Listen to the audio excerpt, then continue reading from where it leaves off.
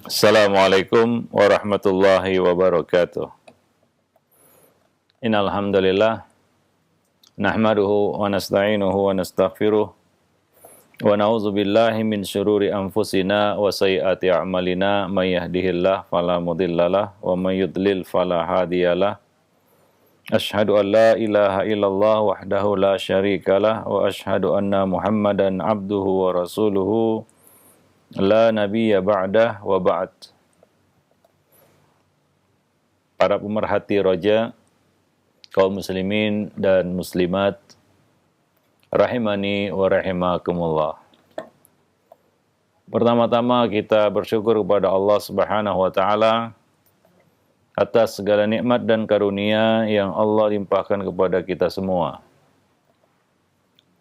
Kita diberi kesehatan, keafiatan, kita masih diberi kehidupan, dan Allah masih menjaga kita di atas Islam dan iman. Pada kesempatan siang ini kita bisa bertemu kembali melalui program kajian Islam ilmiah, yang mana kita masih melanjutkan pembahasan buku Talbis Iblis tulisan Ibnul Jauzi. Sebelumnya juga salawat dan salam atas Nabi kita Muhammad sallallahu alaihi wasallam, atas keluarga beliau, sahabat-sahabat beliau, dan umat beliau sampai hari kemudian. Para pemerhati roja, kaum muslimin dan muslimat yang dimuliakan Allah, kita akan membahas bab yang ketiga dari buku ini, yaitu mewaspadai fitnah dan tipu daya iblis.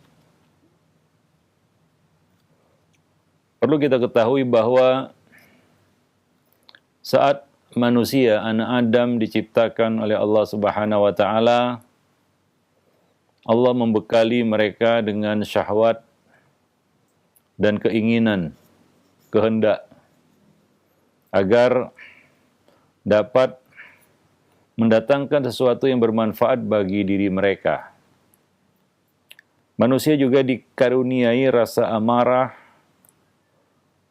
hingga ia dapat menolak sesuatu yang menyakitinya.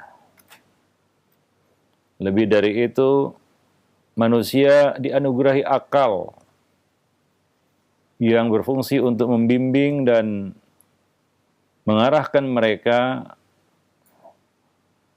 bersikap adil dan seimbang dalam mendatangkan ataupun menjauhi sesuatu. Sementara syaitan diciptakan Allah Subhanahu wa taala untuk menggoda manusia agar mereka bersikap berlebihan dalam mendatangkan atau menjauhi sesuatu, keluar dari keadilan, jatuh kepada kezaliman, aniaya. Oleh karena itu, hendaknya siapa saja yang berpikir waras, berakal sehat, tentunya selalu waspada, hati-hati terhadap musuh yang sudah menabuh genderang perangnya sejak Adam diciptakan. Syaitan telah mendedikasikan umur dan seluruh hidupnya untuk menghancurkan anak-anak Adam. Itu sumpahnya di hadapan Allah Subhanahu wa taala. Maka Allah Subhanahu wa taala menyuruh kita, anak Adam, agar selalu berhati-hati terhadap tipu daya syaitan. Seperti yang Allah Subhanahu wa taala sebutkan dalam surat Al-Baqarah ayat 168 sampai 169, "Wala tattabi'u khutuwatis syaitan, innahu lakum aduwwun mubin. Innama ya'murukum bis-su'i wal fahsya' wa an taqulu 'ala Allahi ma la ta'lamun." Dan janganlah kamu mengikuti langkah-langkah syaitan. Khutuwati syaitan, langkah-langkah syaitan, tipu daya syaitan, siasat syaitan.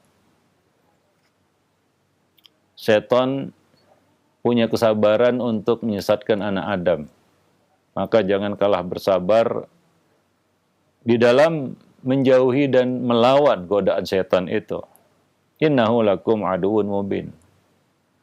Dia adalah musuh yang nyata bagi kamu. Yang nyata, karena dia tidak akan menerima perdamaian apapun dengan anak Adam. Dia tidak ingin berdamai dengan anak Adam. Bagaimanapun kita bermusuhan dengan anak Adam lainnya, orang kafir misalnya, masih ada di situ peluang untuk berdamai. Ya. Akan tetapi dengan syaitan tidak ada peluang untuk berdamai, tidak ada jalan damai. Innahu lakum aduwwun mubin. Karena dia adalah musuh yang nyata bagi kamu. Maka jangan pernah minta berdamai dengan syaitan, karena syaitan tidak akan mau berdamai dengan manusia. Innama ya'murukum bis-su'i wal fahsya. Sesungguhnya syaitan memerintahkan kamu, menyuruh kamu, menganjurkan kamu untuk melakukan perbuatan-perbuatan yang jahat dan keji. Wa an taqulu 'ala Allahi ma la ta'lamun. Dan menyuruh kamu untuk mengatakan apa yang tidak kamu ketahui tentang Allah Subhanahu wa taala. Ini adalah tipu daya syaitan kepada umat manusia. Menjerumuskan mereka kepada perkara-perkara yang buruk dan keji. Dan yang paling buruk, paling keji adalah berbicara tentang Allah tanpa ilmu. Yang mana itu merupakan sumber dari segala kejahatan dan keburukan. Tidaklah manusia menyembah selain Allah karena mereka berbicara tentang Allah tanpa ilmu. Tidaklah orang mensekutukan Allah dengan sesuatu yang lainnya karena mereka berbicara tentang Allah tanpa ilmu. Maka dari itu, salah satu tipu daya dan langkah-langkah syaitan terhadap anak Adam adalah menggiring mereka untuk berbicara tentang Allah tanpa ilmu. Dan demikian juga banyak perbuatan-perbuatan buruk, dosa, keji, maksiat itu karena mereka berbicara tentang Allah tanpa ilmu. Memiliki satu keyakinan yang salah tentang Allah Subhanahu wa ta'ala. Dalam ayat yang lain Allah Subhanahu wa ta'ala mengatakan, Asy-syaitan ya'idukumul faqr wa ya'murukum bil fahsya. Al-Baqarah ayat 268. Syaitan menakut-nakuti kamu dengan kemiskinan dan menyuruh kamu untuk berbuat keji. Kalau itu berkaitan dengan harta, yaitu tomak dan bakhil. Ya, sifat tomak dan kikir. Itu salah satu tipu daya langkah-langkah syaitan untuk menyesatkan ataupun menjerumuskan anak Adam. Ia menakut-nakuti kamu dengan kefakiran, kemiskinan, dan selanjutnya syaitan akan menumbuhkan dalam hati kamu dua sifat, yaitu tomak dan kikir.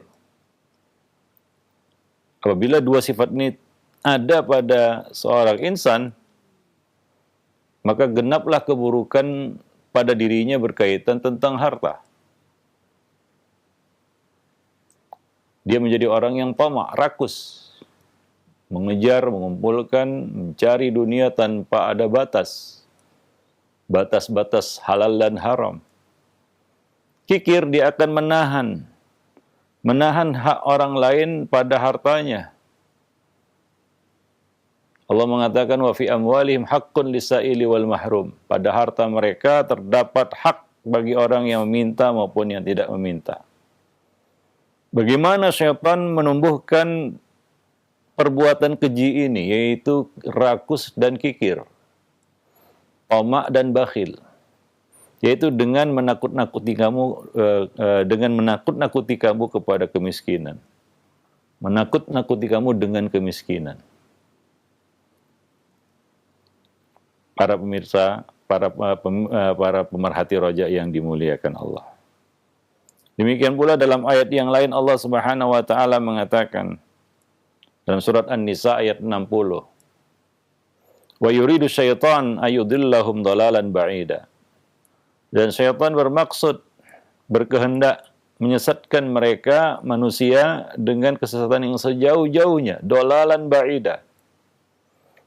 Maka orang sesat itu tidak berarti syaitan membiarkannya sesat. Tapi syaitan akan terus menyesatkannya sampai kesesatan yang terjauh. Dhalalan ba'ida. Jadi syaitan tidak puas seorang itu sesat yang biasa-biasa saja. Tapi akan disesatkan sejauh-jauhnya supaya dia tidak akan bisa kembali lagi ke jalan yang benar. Ya, sebelumnya kita membahas tentang bagaimana munculnya firqah-firqah bid'ah di dalam Islam. Dan bagaimana perkembangan bid'ah di dalam Islam. Mulai dari hal-hal yang ringan, mungkin kecil, mungkin kita katakan perkara yang remeh, sampai akhirnya bid'ah itu pada perkara-perkara yang sangat sensitif berkaitan dengan Rabb, dengan Allah Subhanahu wa taala, zat Allah Subhanahu wa taala. Awalnya mungkin berbicara tentang status manusia, akhirnya mereka membicarakan status Allah sebagai Tuhan. Coba lihat bagaimana syaitan tidak puas dengan sekedar sesat saja. Maka orang yang sesat apakah sudah tidak digoda syaitan lagi? Tidak, tetap digoda syaitan. Terus disesatkan hingga kesesatan yang sangat jauh. Karena ada juga anggapan asumsi sebagian orang kalau udah sesat nggak digoda setan lagi. Tidak.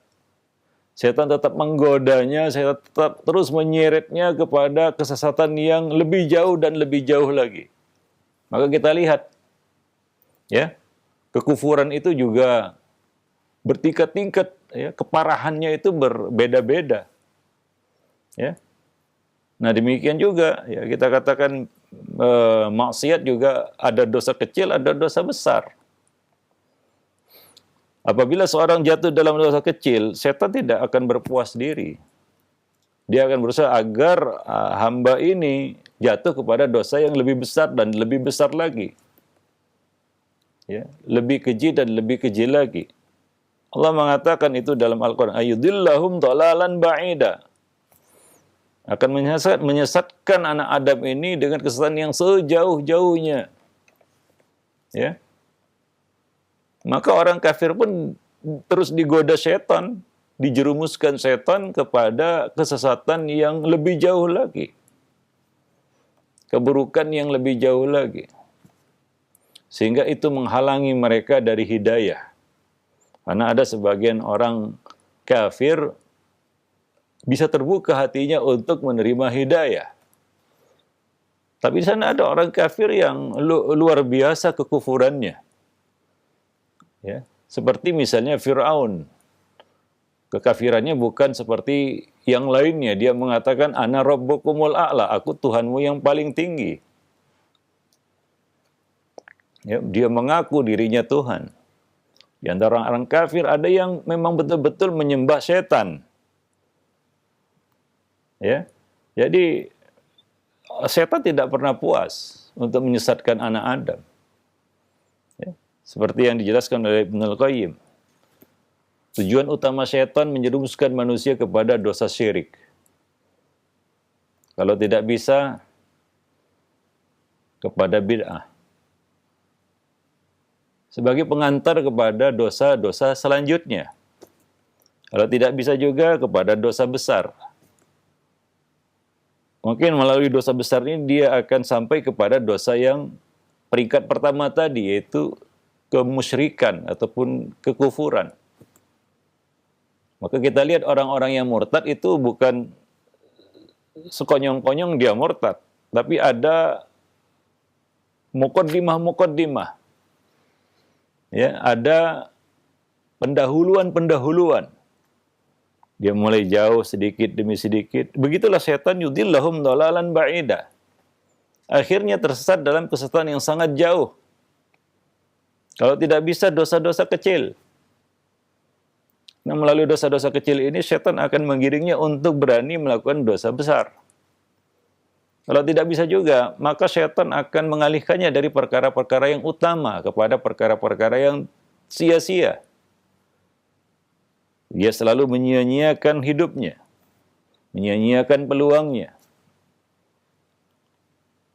Dan kalau tidak bisa juga, maka setan akan mengerahkan pasukannya dari kalangan manusia untuk mengintimidasi orang itu. Demikian. Ya, jadi dia tidak akan berdiam diri, musuh kita ini tidak akan berdiam diri. Ya, dia akan terus menyeret kita kepada bentuk kesesatan yang lebih jauh dan lebih jauh lagi. Maka orang buat dosa, ketika tidak ada niat dan keinginannya untuk kembali dan bertaubat, mengakui perbuatan dosa itu dan ada keinginan untuk bertaubat, apa yang terjadi? Dia akan terus melakukan dosa besar lainnya. Sehingga terkumpullah padanya semua keburukan. Dosa besar apa yang tidak dilakukannya. Sehingga semakin sulit baginya untuk kembali. Ya, kita tahu bahwasanya satu dosa itu akan jatuh noktah hitam, itulah dia ar-ran pada hati manusia.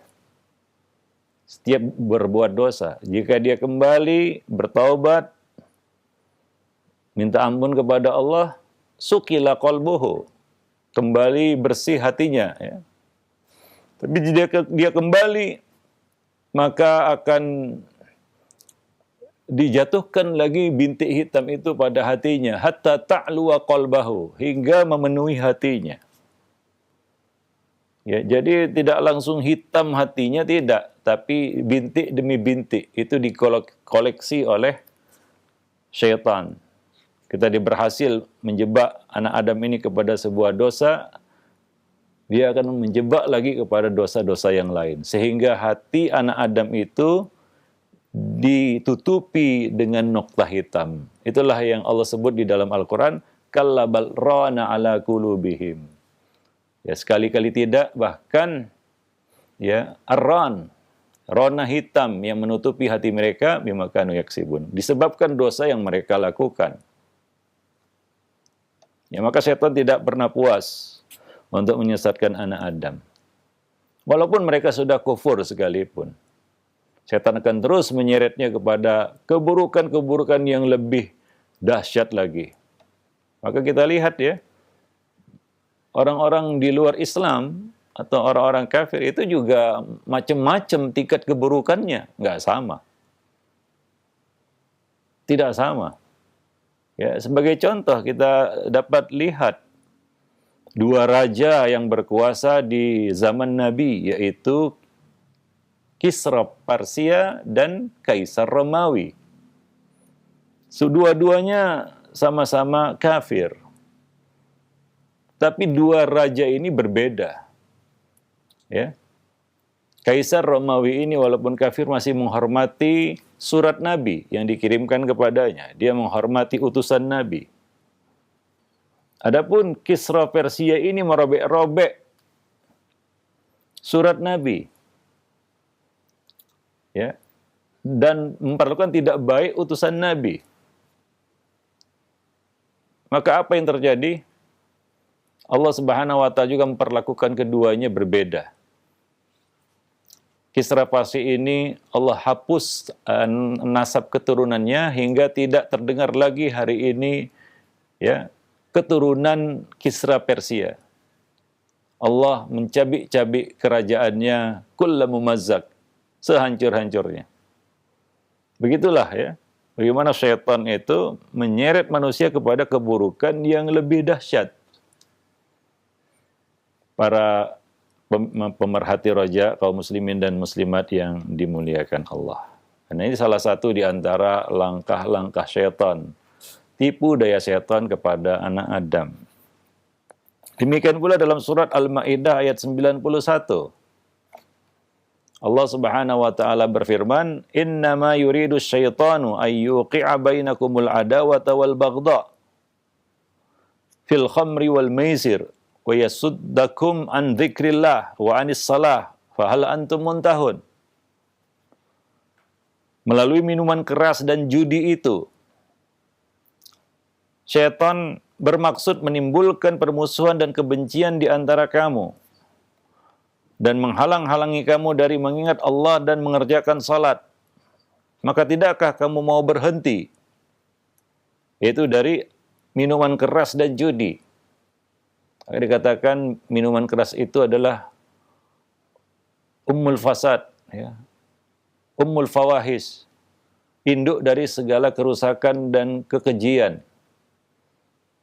Nah, salah satu di antara daruriyatul khamsah, ya, 5 perkara pokok dalam agama yang perlu dijaga adalah akal.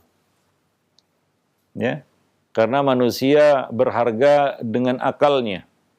Ketika manusia tidak dapat gagal menggunakan akalnya dengan baik, maka dia jatuh derajatnya sampai kepada derajat yang serendah-rendahnya. Bahkan dia lebih sesat daripada hewan ternak. Begitu ungkapan Al-Quran. Ulaika kal an'am bal hum adal, yaitu orang-orang yang lahum qulubun la yafqahuna biha, punya pikiran, punya akal tapi tidak bisa digunakan untuk memahami. Maka Allah mengatakan ulaika kal an'am, mereka itu seperti hewan ternak, bahkan lebih sesat daripada hewan ternak itu. Maka akal adalah aset yang sangat berharga yang perlu kita jaga. Kita jaga bukan hanya fisiknya saja, tapi fungsinya juga kita jaga, agar dia bisa berfungsi dengan baik. Maka segala sesuatu yang bisa merusak fungsi akal itu diharamkan dalam agama. Narkoba, minuman keras, candu, dan lain sebagainya. Narkotika. Bahkan perkara-perkara yang bisa merusak akal, seperti narkolema, narkotika lewat mata, atau dengan kata lain pornografi, itu juga diharamkan karena satu alasan yang sama itu dapat merusak akal pikirannya. Bahkan terbukti orang yang kecanduan narkolema, kerusakan yang terjadi pada otaknya itu lebih parah daripada orang yang kecanduan narkotika. Maka salah satu daruriyatul khamsah adalah menjaga kesehatan akal. Nah, setan tahu itu, maka dia berusaha untuk merusak akal anak Adam ini dengan menyuruh mereka minum khamar. Ya, salah satunya minum khamar. Ya, melalui khamar manusia saling bermusuhan, saling membenci. Berapa banyak kita lihat orang-orang yang mabuk khamar, dia mabuk, dia melakukan perkara-perkara di luar kendali akal sehatnya. Merusak. Bahkan mungkin dia membunuh. Ya, karena dia di luar kendali akal sehatnya. Ya, dia menyakiti orang, dia mencaci maki orang. Maka setan ya sengaja menjatuhkan kamu ke dalam khamar itu agar terjadi permusuhan dan kebencian di antara kamu. Itu yang pertama. Kemudian kamu terhalang dari zikrullah. Orang mabuk mana bisa zikir? Ngomong aja susah, apalagi zikir. Ya. Kemudian menghalangi kamu dari mengerjakan sholat. Orang mabuk nggak bisa sholat. Mungkin dia nggak tahu berapa rakaat sudah dia kerjakan sholatnya. Ya. Nah demikian. Maka dari itu, ya, segala hal yang dapat merusak akal itu diharamkan dalam agama. Bagaimana apapun bentuknya dan namanya, walaupun itu tidak ada di zaman Nabi. Ya, ada beberapa kaedah-kaedah fikih ya, yang secara umum mengharamkan hal itu. Karena sebagian orang misalnya tidak ada di dalam Al-Quran candu, ganja, narkotika, nggak ada. Ya memang tidak ada di zaman Nabi. Nabi tidak menyebutkan secara khusus hukumnya, secara spesifik. Tapi Nabi sebutkan sifatnya. Ya. Kullu ma khamarul aql fahuwa haram. Setiap perkara yang dapat merusak akal, yukhamirul aql, membuat akal tidak berfungsi, maka dia adalah haram, sedikit maupun banyak. Ya, karena saking berharganya akal manusia itu. Fahal antum muntahun. Maka maukah kamu berhenti dari itu? Jadi ini larangan untuk minum khamar. Ya, ini adalah kita katakan hukum terakhir. Yang awal Allah melarang mereka mendatangi sholat ya dalam keadaan mabuk. Ya, dalam keadaan ya kita katakan mabuk, baru minum khamar. Ya, kemudian Allah Subhanahu wa taala meminta mereka untuk ya menjauhi khamar itu. Ya, fahal antum muntahun. Nah, ini adalah ya hukum yang terakhir Allah Subhanahu wa taala turunkan berkaitan dengan khamar, ya, yaitu mengharamkannya secara mutlak. Karena dia berbahaya bagi manusia. Dan setan menggunakan barang-barang yang berbahaya ini, perkara-perkara yang berbahaya ini untuk menghancurkan anak Adam. Maka banyak tipu daya setan berkaitan dengan khamar. Ya, misalnya dikatakan, nah, ini cuma sedikit kadarnya, atau setan membisikkan, nah itu kan di Arab sana yang panas, nggak mungkin minum khamar terbakar. Kalau di tempat-tempat dingin, di puncak gunung, minum khamar nggak jadi masalah. Ada yang berkata, saya minum khamar nggak mabuk. Wah, ini bukan khamar, namanya wine. Ya begitulah. Itu salah satu ya di antara ya cara iblis sebenarnya, yaitu membuat nama-nama lain bagi sesuatu yang haram. Ya, khamar diberi nama yang lain, seolah-olah itu bukan khamar. Ya, seperti iblis menyebut pohon yang terlarang sebagai pohon keabadian, Sajaratul Khuldi. Itulah nama yang diberikan iblis kepada pohon itu, yang mana Allah melarang Adam dan istrinya mendekati pohon itu, pohon terlarang. Tapi iblis menamakannya pohon keabadian. Ini salah satu tipu daya iblis, mengganti nama-nama bagi perkara-perkara yang buruk itu dengan nama yang mengicuh, mengelabui dan memperdaya anak Adam dengan nama-nama yang kelihatannya indah. Ya, padahal itu adalah perkara yang diharamkan. Ya, riba disebut faidah atau disebut bunga. Ya, bunga kan harum ya. Padahal hakikatnya riba. Disebut faedah. Seolah-olah itu mendatangkan faedah, padahal itu mendatangkan kehancuran. Begitulah, ya. Itu salah satu ya tipu daya dan langkah-langkah syaitan untuk menjebak manusia ke dalam dosa. Demikian juga khamar sekarang dinamakan macam-macam. Ya. Wah, ini apa namanya? Ini minuman menyegarkan. Dan nama-nama lain yang membuat manusia tertipu. Ya. Nah, demikian. Jadi salah satu di antara tipu daya setan terhadap anak manusia yaitu merusak akal. Kita tahu ada ya kita katakan ada sekerat daging di tubuh kita ini, jika baik itu baik semuanya, jika rusak itu rusak semuanya, ala wahyal qalb. Itu adalah hati. Ya, dan kita tahu ya Ibnul Qayyim menjelaskannya panjang lebar tentang hati itu ya, bahwa itulah yang dibidik oleh syaitan. Hati manusia itu yang dibidik oleh syaitan. Sementara ya kita katakan ya akal dan hati itu adalah sesuatu yang sebenarnya berkaitan ya. Ya, hati itu adalah apa yang muncul di akal itu.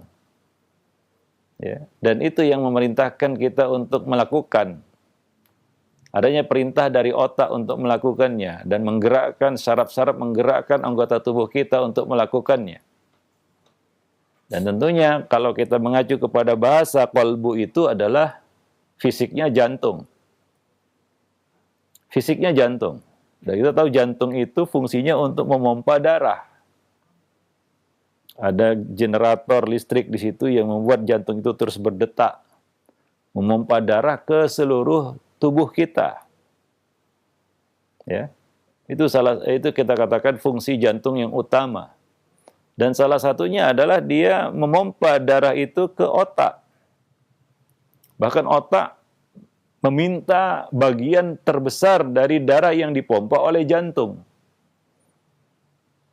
Otak meminta 20% dari darah yang dipompakan jantung ke seluruh tubuh. Dia minta bagian 20%. Itu ke otak. Dan ini tidak boleh kurang, nggak boleh juga berlebih.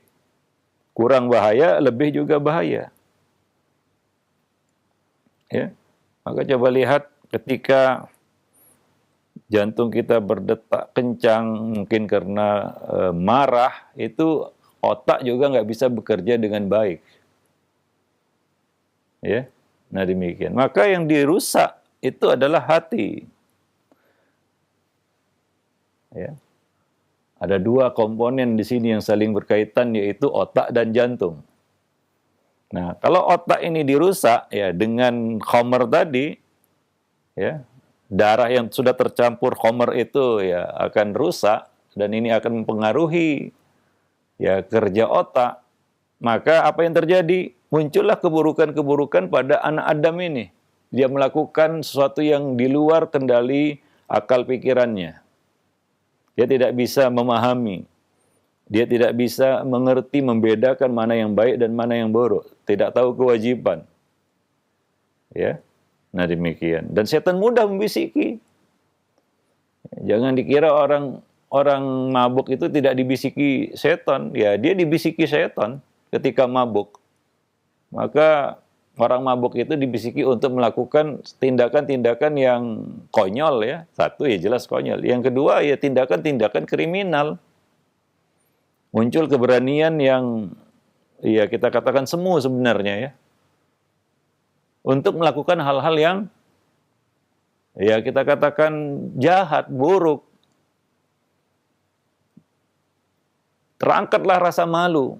Maka orang mabuk itu kan nggak punya rasa malu dia. Bicaranya sembarangan, ya, tindakannya juga ya tanpa perhitungan, ya karena rasa malu sudah terangkat. Ya, nah demikian. Demikian pula Allah Subhanahu wa taala berfirman dalam surat Al-Qasas ayat 15, "Innahu aduwwun mudillun mubin." Sungguhnya syaitan adalah musuh yang jelas menyesatkan, mudillun mubin, yang jelas-jelas menyesatkan, musuh yang nyata dan model, dia menyesatkan. Ya, itu janjinya di hadapan Allah Subhanahu wa taala, la uzayyinanna lakum fil ard wa la uzayyinanna lahum fil ard wa la ughwiyannahum ajmain. Aku akan hiasi yang buruk itu menjadi indah dalam pandangan mereka di muka bumi, yaitu anak Adam, wala ughwiyannahum ajmain. Kemudian aku akan sesatkan mereka semuanya. Nah, ini sumpah ataupun ya janji setan ya, sumpah setan di hadapan Allah Subhanahu wa taala. Ya, maka tugasnya itu adalah menyesatkan manusia. Dan itu tidak berubah sampai akhir zaman. Itu yang dilakukan oleh iblis dan jin-jin yang mengikuti iblis ini. Mereka lah syaitan. Kana minal jinni fafasaqa an amri rabbih. Dia ini dari kalangan jin dan dia keluar. Fasaqa itu artinya kharaja, keluar dari perintah Allah, tidak mau sujud kepada Adam. Ya. Dan kerjanya menyesatkan anak Adam. Dari awal, ia mengeluarkan Adam dan istrinya dari surga sampai sekarang. Tidak ada side job istilahnya, pekerjaan sampingan lainnya. Bisa kita pastikan betapa lihai, piawai, mahir, dan pintarnya iblis ini menyesatkan anak Adam. Dia punya pengalaman yang panjang. Dan dia diberi tangguh sampai hari kiamat, masih hidup sampai sekarang. Itu yang kita hadapi. Musuh yang tidak main-main. Maka Allah tegaskan, innahu aduwwun mudillun mubin. Dia adalah musuh, menyesatkan dan nyata. Artinya betul-betul ya suatu yang nyata dalam kehidupan manusia godaannya. Dan kita sering merasa kita terjebak dalam godaan iblis, setan, dan kita menyesal kalau hati masih hidup ya. Kalau hati sudah mati, tidak ada rasa penyesalan. Kita baru merasa, wah saya kena godaan iblis, saya kena godaan setan. Itulah manusia. Ya maka manusia nggak ada yang nggak buat salah. Kullu bani Adam khata'. Setiap manusia khata'. Ya, berbuat salah. Wa khairu khatta'ina tawwabun, yang baik sebaik-baik orang yang berbuat salah yang segera bertaubat. Artinya apa? Tidak ada yang selamat dari godaan iblis, dari godaan setan. Karena ini semua anak Adam. Ya, semua anak Adam. Ya kecuali hamba-hamba yang dimaksumkan, para nabi dan rasul yang Allah jaga. Karena ada misi yang akan mereka bawa, yaitu menyampaikan firman-firman ilahi. Kalau kita manusia biasa, ya pasti ada momen kita kalah menghadapi musuh kita ini. Ya. Akan tetapi Allah Subhanahu wa taala ya tentunya menurunkan ya, kita katakan segala perkara atau perangkat-perangkat yang kita butuhkan untuk dapat mengalahkan musuh kita itu. Maka Allah kirim para nabi dan rasul, turunkan kitab suci, ya, menurunkan kitab-kitabnya. Bahkan Allah menyertakan malaikat-malaikatnya untuk mendampingi anak-anak Adam ini. Maka ada di bitanah khair, pendamping yang baik itu malaikat-malaikat yang mengajak manusia kepada kebaikan. Tapi kadang-kadang itu kalah ya dengan godaan-godaan tipu daya bisikan maut dari setan ini, dari iblis dan bala tentaranya. Maka tidak ada anak Adam yang luput dari dosa ya, karena dia pasti akan jadi sasaran setan yang punya pengalaman yang luar biasa, yang panjang untuk menyesatkan anak Adam. Dan di dalam ayat yang lain surat Fatir ayat 6, Allah Subhanahu wa taala berfirman, inna syaitana lakum aduun fattakhidhuhu aduwa. Innama yad'u hizbahu liyakunu min ashabis sa'ir. Setan itu adalah musuh bagimu, maka jadikanlah ia musuh. Karena sungguh setan itu hanya mengajak golongannya agar mereka menjadi penghuni neraka yang menyala-nyala. Nah, ada dua perkara di sini. Ya. Pertama, mengetahui, mengilmui setan itu adalah musuh. Yang kedua, menjadikan setan sebagai musuh. Ada orang yang tahu setan itu musuh, tapi dia berteman, berdamai dengan setan. Tidak menjadikan setan itu sebagai musuh, tidak bermusuhan dengan setan, walaupun dia tahu itu musuh. Kadang-kadang di dunia ini kan, di dalam kehidupan itu kan juga seperti itu. Ada orang yang memusuhi kita, kita berusaha untuk berdamai dengannya, dekat kepadanya. Ya, dekat-dekat kepadanya. Ya. Ya. Nah, demikian ya. Yaitu tidak menjadikan ya musuh kita yang memusuhi kita itu kita balik memusuhinya. Ada yang seperti itu. Ya. Pada setan ini suatu blunder yang luar biasa berbahaya. Maka Allah mengatakan tidak cukup hanya kamu tahu bahwa setan itu musuh. Nggak cukup. Banyak orang-orang di luar sana yang tahu setan itu musuh tapi tidak bermusuhan dengan setan. Maka Allah Subhanahu wa taala perintahkan kita untuk menjadikan setan itu sebagai musuh. Fattakhidhuhu aduwa. Ya, bermusuhan dengan setan. Maka ada kaidah di dalam agama yaitu perkara-perkara yang menjadi ciri khas setan kita harus menyelisihinya. Karena kita musuhan dengan setan. Contohnya misalnya ya, setan itu tidak tidur siang. Maka Nabi perintahkan kita untuk tidur siang, untuk menyelisihi setan. Ya. Kilu kata Nabi, tidur sianglah kamu. Fa inna syayatina la takilu, karena setan-setan tidak tidur siang. Dan masih banyak lagi hal-hal lain, setan makan pakai tangan kiri, kita pakai tangan kanan. Ya. Setan tempatnya di dalam WC, kita dilarang berlama-lama dalam WC. Ya. Nah, jadi banyak kesempatan atau momen di mana kita diperintahkan untuk menyelisihi setan itu. Ya. Karena kita bermusuhan dengannya. Seorang itu memusuhi sesuatu, dia tunjukkan permusuhan itu dengan apa? Salah satunya dengan menyelisihinya. Setanlah yang berusaha untuk agar kita menyelisihi fitrah. Sebagaimana Allah sebutkan dalam surat An-Nisa, ya. Yang mengasung kita untuk merubah-rubah ciptaan Allah, menyelisih fitrah itu setan. Maka kita menyelisihi setan itu. Ya. Setan menyuruh kita untuk merubah ciptaan Allah, misalnya mencukur jenggot, kita panjangkan, kita pelihara.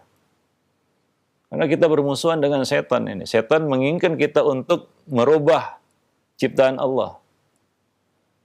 Ya. Mengikir misalnya alis, dan itu merubah ciptaan yang dilarang di dalam agama. Nah, karena itu memang yang dikehendaki oleh setan, maka kita menyelisih kehendak setan itu. Nah, ini artinya kita bermusuhan dengan setan. Maka di dalam syariat, dalam agama ada kaidah prinsip menyelisihi musuh. Ya. Baik itu dari kalangan manusia maupun musuh kita, musuh abadi kita, yaitu setan. Ya, misalnya ya di dalam bab memelihara jenggot dan menggunting kumis, qasus syawarib wa'ful liha, khaliful musyrikin. Ya. Potonglah kumis dan peliharalah jenggot. Selisihilah orang-orang musyrik, karena mereka musuh. Kita menyelisihi musuh. Setan apalagi? Ya, nah demikian. Wallahu a'lam bishawab. Itulah makna dari kita menjadikannya sebagai musuh. Kita selisihi dia. Ya, dalam hal-hal yang menjadi sesuatu yang karakteristik bagi mereka. Ya, nah demikian. Itu makna dari menjadikan setan sebagai musuh. Karena dia selalu mengajak golongannya agar menjadi penghuni neraka yang menyala-nyala. Ya, nah demikian. Jadi ada hizbus syaitan, golongan syaitan, yaitu orang-orang yang selalu tunduk dan ikut kepada ajakan ya dan apa yang diperintahkan oleh syaitan. Ya, wallahu a'lam bissawab. Nah, demikian para pemerhati roja, ya, kaum muslimin dan muslimat yang dimuliakan Allah. Nanti akan kita lanjutkan lagi masih di bab yang ketiga, yaitu mewaspadai fitnah dan tipu daya iblis, ya, syaitan dan para pengikutnya. Subhanakallah bihamdik, asyhadu an la ilaha illa anta, astaghfiruka wa atubu ilaik. Nah, jazakallahu khairan wa barakallahu fikum Ustaz atas penyampaian materi yang sangat bermanfaat sekali di kesempatan siang yang berbahagia ini. Nah, ikhwata Islam azakumullah, silakan bagi Anda yang ingin bertanya dapat mengirimkan pertanyaan melalui pesan singkat. Baik, pertanyaan pertama kita awali dari hamba Allah. Assalamualaikum warahmatullahi wabarakatuh Ustaz. Ustaz, bagaimana cara membantu keluarga kita yang mengalami sakaratul maut supaya tidak bisa digoda syaitan dan bisa dengan mudah mengucapkan kalimat la ilaha illallah? Syukur. Ya, kewajiban setiap muslim terhadap saudaranya yang menghadapi sakaratul maut adalah talqin.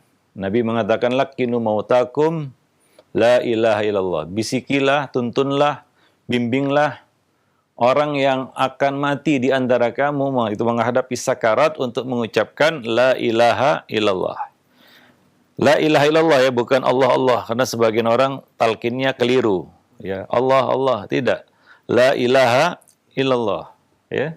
Nah, apabila dia sudah mengucapkannya, maka biarkan dia agar itu menjadi kalimat terakhir yang diucapkannya. Karena Nabi mengatakan man akhiru kalamihi la ilaha illallah dakhalal jannah.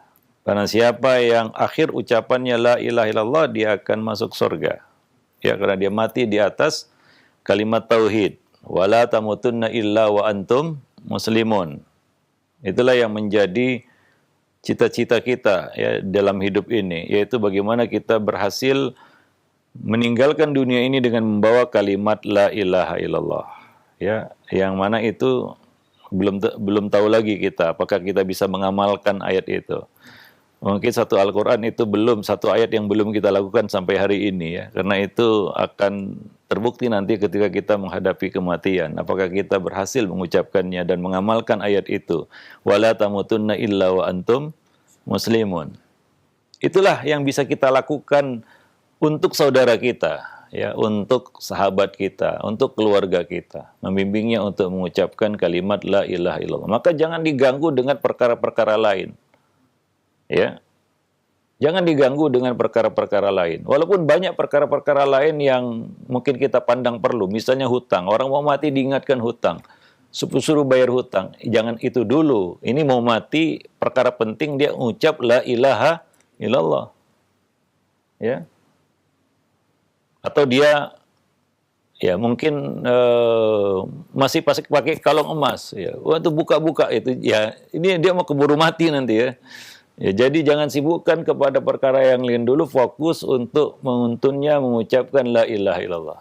Apalagi membicarakan dunia. Ya, mau mati ini ahli warisnya tengkar masalah warisan di depan orang yang mau mati, bayangkan. Bagaimana galaunya hati orang ini. Ya, dia mau mati, mau meninggalkan dunia, keluarganya sibuk membicarakan warisan di depannya, begitu. Ini luar biasa. Ya, atau membicarakan urusan-urusan dunia lainnya. Karena orang yang mau mati itu ya kita tahu ya, ini mungkin ini sudah tidak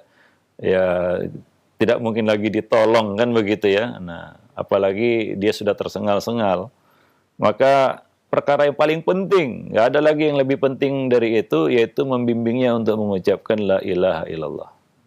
Nah, demikian ya. Apabila dia sudah mengucapkannya, jangan ganggu lagi. Biarkan itu adalah kalimat terakhir yang diucapkannya. Nah, demikian. Adapun orang itu sendiri yang sekarat ini ya, tentunya setan tidak akan membiarkannya pergi dari dunia melenggang begitu saja. Pasti akan mengirimkan pasukan-pasukan terbaiknya. Karena bagi setan ini adalah partai puncak, partai final. Pertarungannya melawan hamba ini. Ya. Sepanjang hidupnya mungkin dia sudah goda, sudah sudah mengganggu hamba ini dengan banyak sekali godaan dan gangguan. Ya, tapi dia tidak mau terluput momen yang penting itu, yaitu menghalanginya dari kalimat la ilaha illallah, dari tauhid di akhir hidupnya. Maka gangguan setan ketika orang itu menghadapi sakarat luar biasa. Kadang-kadang dibisiki sesuatu yang membuat dia ragu terhadap Tuhannya. Muncul bayangan-bayangan yang kita belum menghadapinya. Tapi itu yang akan bakal dihadapi, karena setan tidak akan tinggal diam. Maka teruslah perkokoh ilmu kita tentang akidah. Jangan merasa aman, akidah saya sudah kuat. Ya, kita nggak tahu seberapa besar godaan setan ketika kita menghadapi kematian. Ya, membuat hati kita itu kan amalan hati. Orang mati itu dia diam saja, tapi hatinya nggak diam. Karena terus diganggu oleh setan di akhir hayatnya ini. Partai puncak ini. Ya, maka orang muslim, orang mukmin tidak boleh takut mati. Karena mati itu pasti ya. Ya, tapi seorang mukmin, seorang muslim takut bagaimana mati. Itu yang paling ditakutkan. Bagaimana mati? Itu yang terus menjadi pikiran ya bagi kita semua. Ya, selama kita masih diberi kehidupan, bersiap-siap untuk menghadapi momen itu. Ya, nah itu tentunya tidaklah langsung kita memiliki keimanan yang kokoh, akidah yang kuat pada saat itu. Itu harus dibangun, dibina, dirancang, ya, diasas ya selama hidup kita ini. Maka jangan pernah merasa puas dan merasa sudah kuat akidahnya, nggak perlu lagi belajar akidah. Terus perkuat, ya. Perkuat keyakinan kita tentang Allah. Tauhid rububiyah, tauhid uluhiyah, dan tauhid asma wa sifat. Tauhid rububiyah jangan diremehkan. Nah, itu kan tauhid tidak menjadi penentu orang itu muslim atau tidak muslim. Karena orang musyrik juga bertauhid rububiyah. Iya, semasa hidup ketika kita masih ya kuat dan normal seperti ini, ketika menghadapi kematian, bisa saja setan masuk dari pintu yang terlemah, yaitu dari tauhid rububiyah yang tidak kita sangka-sangka.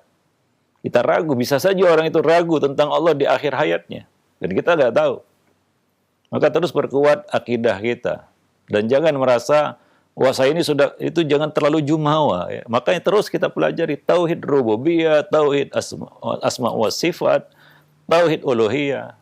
Sampai ya kita katakan kita meninggalkan dunia ini kan begitu ya. Nah, maka itu ilmu yang ya pertama harus kita ajarkan kepada anak, dan ilmu terakhir yang tetap terus kita pelajari. Ya akidah itu adalah dasar, itulah yang mengikat hati, yang mengikat iman kita ya.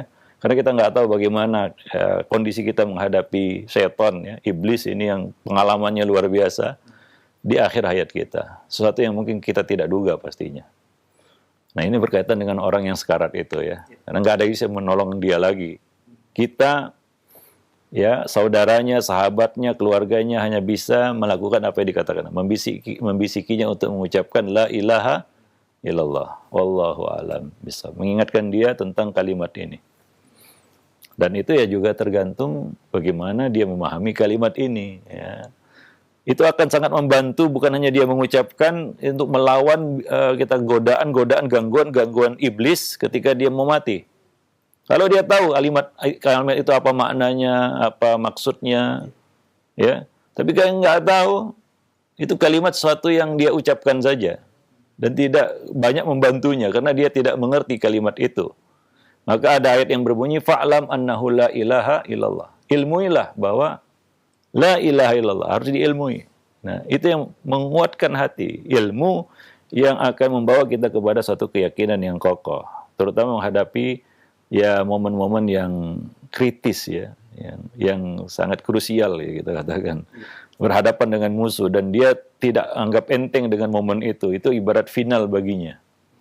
Ya, dia harus memenangkan pertarungan itu, pertandingan itu. Ya, nah dengan kita tentunya luar biasa itu ya. Nah demikian. Wallahu a'lam bishawab. Jazakallah khairan Ustaz atas jawaban yang disampaikan. Semoga bermanfaat untuk penanya dan kita semua yang menyimak. Masih pertanyaan melalui pesan singkat kembali. Ya, Ustaz, apakah benar waktu di malam hari adalah waktu menyebarnya syaitan untuk menggoda, dan ketika itu apakah memang wajib bagi kita memasukkan anak-anak ke dalam rumah? Syukran. Ya ini sudah dibahas ya waktu kita mengkaji buku Mencetak Generasi Robbani yang besok ya, besok pagi ya. Salah satu sunnah Nabi adalah ya tidak membiarkan anak-anak berkeliaran pada waktu maghrib karena setan pada saat itu yantasyir, beredar ya, bertebaran keluar. Nah maka kita diperintahkan untuk menahan mereka, tidak membiarkan mereka berkeliaran di luar. Nah demikian ya, wallahu alam bishawab. Ya karena banyak gangguan-gangguan pada anak-anak ya. Ada yang hilang ya. Ada yang ditemukan di tempat yang sulit untuk dijangkau, macam-macam. Gangguannya nyata kan begitu ya. Nah, ya belum lagi ya kita kata gangguan terhadap kejiwaannya. Ya, nah maka karena waktu itu setan beredar ya, berkeliaran, maka kita menahan tidak membiarkan mereka berkeliaran ya di luar rumah. Wallahu alam bishawab. Baik. Syukur Ustaz atas jawabannya, semoga bermanfaat untuk penanya. Dan pertanyaan terakhir di kesempatan ini dari hamba Allah. Assalamualaikum warahmatullahi wabarakatuh. Ustaz, apakah syaitan juga bisa akan mati seperti manusia, dan apakah syaitan ini ada dari kalangan laki-laki dan perempuan? Apakah mereka mempunyai keturunan juga? Syukran. Iya. Ya tentu saja. Setan juga mati. Kecuali iblis. Ya. Karena setan ini adalah jin. Ya. Bangsa jin. Yang durjana. Yang mengikuti iblis. Dengan segala kesesatannya. Ya. Karena jin ini ada juga yang muslim. Ada yang kafir ya.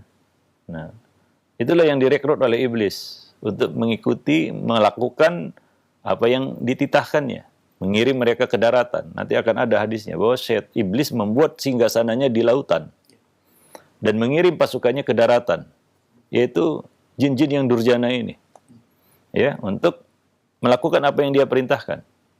Nah, demikian, ya. Jadi jin itu ya ada laki-laki, ada perempuan, ya. Ya, salah satu